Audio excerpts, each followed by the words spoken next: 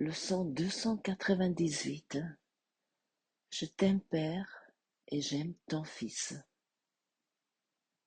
Ma gratitude permet que mon amour soit accepté sans peur. C'est ainsi que je suis enfin ramené à ma réalité. Tout ce qui faisait intrusion dans ma sainte vue, le pardon l'enlève. Et je m'approche de la fin des voyages insensés, des folles carrières et des valeurs artificielles.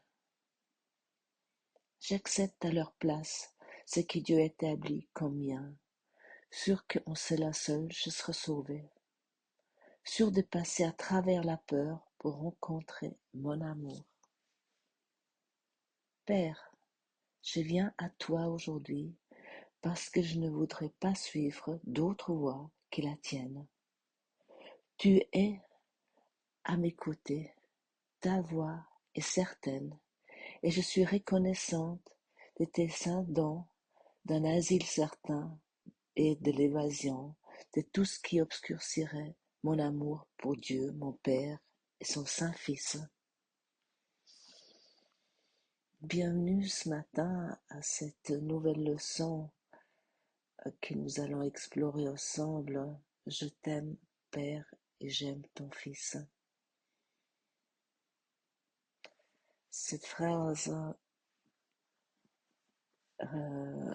résume le retour à l'amour, mais c'est un amour qui n'exclut personne, un amour qui reconnaît que le Fils de Dieu, c'est-à-dire chaque être vivant, partage la même lumière, la même source divine. Ce n'est tout le contraire de ce que nous expérimentons ici avec nos pensées, avec notre système de pensée égotique. Ici, nous avons fabriqué des amours particuliers, des amours, ah oui, toi je t'aime, et toi non, je t'aime pas. Et ça, c'est vraiment la racine de toute culpabilité, parce que c'est un amour où il y a la séparation. Et combien de fois nous avons déjà dit je t'aime, mais est-ce que c'était que des phrases vides? Mais tu vas peut-être te poser la question, je t'aime Père, j'aime ton Fils. Comment vivre cela dans un monde, vivre cela concrètement dans ce monde où tout semble déchiré par les jugements, les comparaisons, par les peurs. euh, et le texte commence, ma gratitude permet que mon amour soit accepté sans peur. C'est ainsi que je suis enfin ramené à ma réalité. Donc, la gratitude est le point d'entrée du retour de soi. Mais c'est pas cette gratitude forcée qu'on se répète mentalement pour se convaincre d'être une bonne personne, d'être positive. Mais la gratitude, elle naît naturellement lorsque tu cesses de lutter contre, contre la source, contre la vie. Et dans le cours, la gratitude est liée au pardon. C'est-à-dire, quand quand j'arrête de défendre mes jugements, quand tu arrêtes de croire que tu sais ce qui est juste ou injuste, à ce moment-là, quelque chose s'ouvre en toi. Et c'est cette ouverture, c'est la reconnaissance de l'amour. Et nous étions dans les dernières leçons merveilleusement préparées pour cette leçon. Je suis toujours enchantée comment ces leçons sont construites une sur l'autre et comment c'est imbriqué, euh, ces leçons sont imbriquées une dans l'autre. Et pour cette raison, lorsque tu as des doutes sur, oui, sur l'auteur du cours, j'ai toute la peine du monde et j'ai aussi eu des fortes doutes hein, sur l'auteur du cours. Euh, euh, mais je me suis toujours posé la question, qui aurait pu écrire ça vraiment autrement que Jésus? Ça me semble un œuvre tellement énorme que je, ce livre est écrit dans les années 70. Qui aurait pu écrire cela? Et lorsque tu es reconnaissant, ce que tu te souviens, ne serait-ce qu'un instant, que tu n'es pas séparé de Dieu, ni de tes frères. Euh, et pendant longtemps, la gratitude n'était pas vraiment ma tasse de thé, parce que je me suis toujours dit, c'est ma propre réussite, si ça fonctionne, si cela m'est arrivé, c'est grâce à moi. Mais qui, qui a dit ça? C'est l'ego. Et ça, c'était pour encore fermer la porte à Dieu. Et lorsque j'ai commencé, et lorsque je me suis rendu compte à quel point je tenais à ma version, j'ai commencé vraiment chaque jour. Je fais ça surtout le soir et je le fais encore maintenant, très souvent. Lorsque, en fin de journée, parfois je suis déjà au lit, de remercier de tout ce que j'ai reçu de Dieu. Et c'est ça qui m'a permis de m'ouvrir à cette gratitude. Peut-être cela t'aide aussi. Euh, parce que Dieu, pendant des longues années, m'était tellement abstrait. Et, et l'ego nous dit que nous pouvons nous sentir, par exemple, plus sains si nous nous rabaissons ou si nous sommes plus aimants ou plus serviables, plus éthiques ou plus spirituels ou peu importe ce qu'on peut se raconter. Et c'est vrai, nous avons souvent l'impression que la sainteté se gagne. En tout cas, moi je l'ai cru longtemps. Plus que nous méditons, plus que nous donnons, plus que nous aidons, plus que nous devenons éveillés. Mais j'ai fait cela avec cette idée égotique et c'est très subtil cette idée. Euh, si je le fais dans cette idée de devenir plus sain, mais moi avec mon nom, c'est l'ego. Mais il ne s'agit pas de cela. Le cours, il t'enseigne qu'il n'y a rien à ajouter, ce que nous sommes. La sainteté, en fait, ne se mérite pas, elle se reconnaît. Et pour cela, euh, oui, elle s'est jamais été perdue, la sainteté. Elle a jamais seulement été voilée par nos illusions, par toutes ces couches que nous avons mis dessus. Et pour cette raison, l'ego, il nous murmure, ah oui, médite plus, lis plus le cours.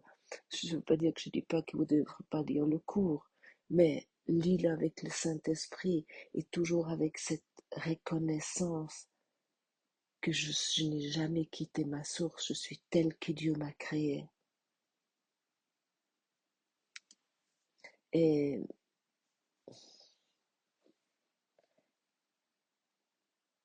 et ces illusions qui nous projetons sans cesse sont souvent très séduisantes, car elles nous donnent un rôle,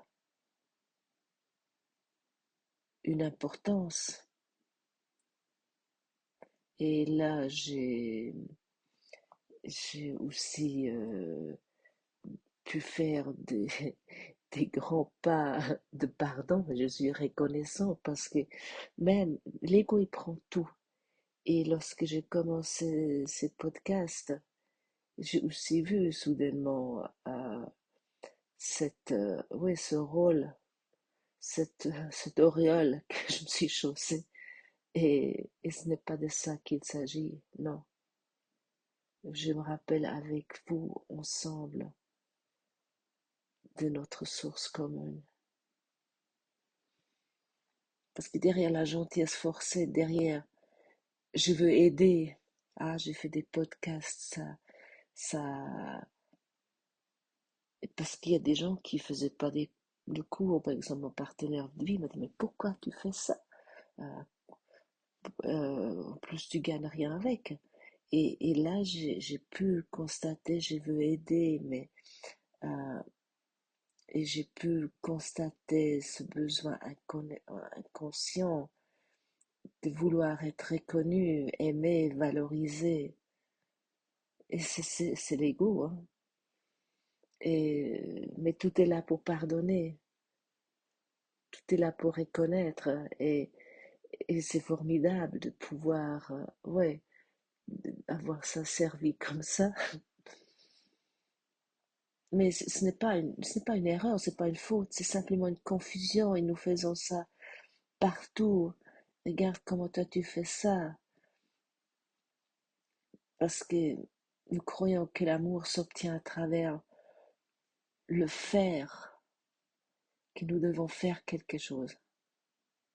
Alors qu'il réside déjà dans l'être, dans chacun. Et le cours nous ramène sans cesse à cette simplicité.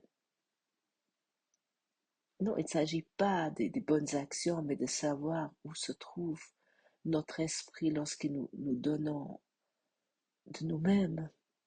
Ça c'est, pardon, vraiment, oui, euh, important à être vigilante à ça. Alors, mais tu vas peut-être dire, mais alors comment savoir que la sainteté réside en moi? Où est la preuve? Les illusions, ils peuvent la voiler, mais elles ne peuvent ni éteindre son éclat, ni atténuer sa lumière. C'est comme le soleil caché par les nuages. Le soleil ne disparaît pas quand le ciel est gris. Et puis, ouais, en tout cas, aujourd'hui, il est gris en Suisse.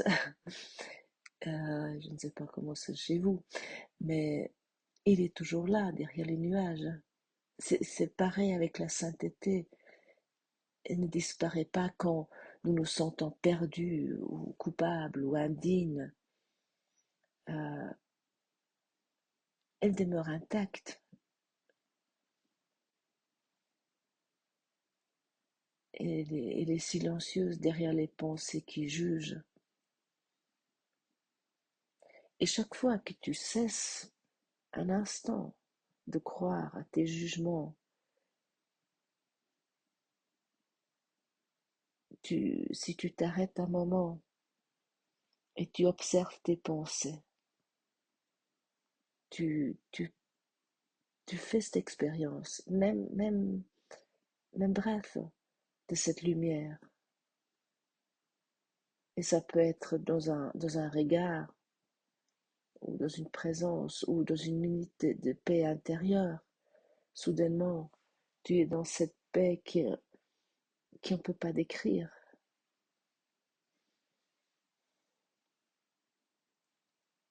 Et du coup, on nous invite à ne pas chercher la sainteté dans un comportement, mais dans un changement de perception. Et c'est là, en fait, ça ne demande pas d'effort, mais cela demande uniquement d'être disponible à voir autrement, disponible, en fait, à reconnaître que ta colère ou tes griefs ou tes plaintes ou tes inquiétudes, ce ne sont que des nuages passagers, c'est qu'un voile.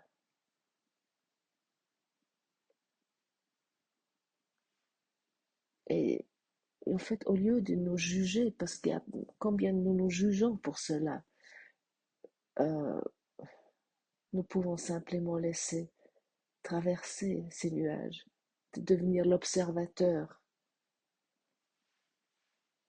et de demander au Saint-Esprit comment toi tu vois cela. Et ce cours est pratique, ça je vous dis souvent, mais nous devons être prêts à examiner, oui, à observer, examiner nos pensées et nos croyances. Et si tu fais ça vraiment, si tu t'assois vraiment, tu dis, mais est-ce que c'est vraiment vrai ce que je pense là? Est-ce que c'est vraiment vrai ce que je crois là? Et, et à reconnaître que ces croyances, elles ne sont pas la vérité. Ça, c'est peut-être le cœur du travail. Oui, c'est pas quelque chose de spectaculaire ou de mystique. Nous attendons souvent quelque chose d'extraordinaire lorsque nous sommes sur une voie spirituelle. Quelque chose avec un effet waouh, comme un feu d'artifice. Mais non, c'est simplement regarder avec honnêteté les pensées qui passent. Et, et au lieu de les condamner, au lieu de dire, oh, je pense encore ça, puis oulala, ou de s'attacher, ah oui, ça c'est vraiment vrai, simplement les offrir au Saint-Esprit.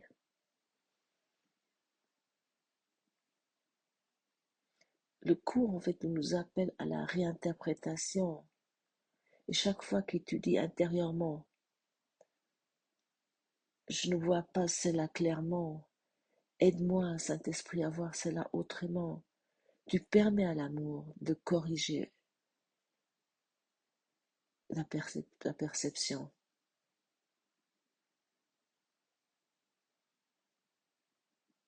Et comme déjà aussi dit si souvent, mais je trouve c'est tellement important, euh, ce que tu projettes sur tes frères et tes sœurs, leurs défauts, leurs injustices, leurs erreurs, et puis il y en a, non, n'est qu'un miroir de la culpabilité que tu n'as pas encore laissé guérir en toi. Et à ce moment-là, le pardon, je reviens encore une fois sur le pardon, parce que c'est vraiment la clé. Le pardon devient une guérison partagée, parce qu'en voyant l'innocence de l'autre, tu te rappelles ta propre innocence. La vérité est que la sainteté éternelle qui réside en toi et en moi, et il n'y a rien qui peut laisser faire, laisser changer cela. Il n'y a rien qui peut vraiment, nous ne pouvons rien faire pour que cela change.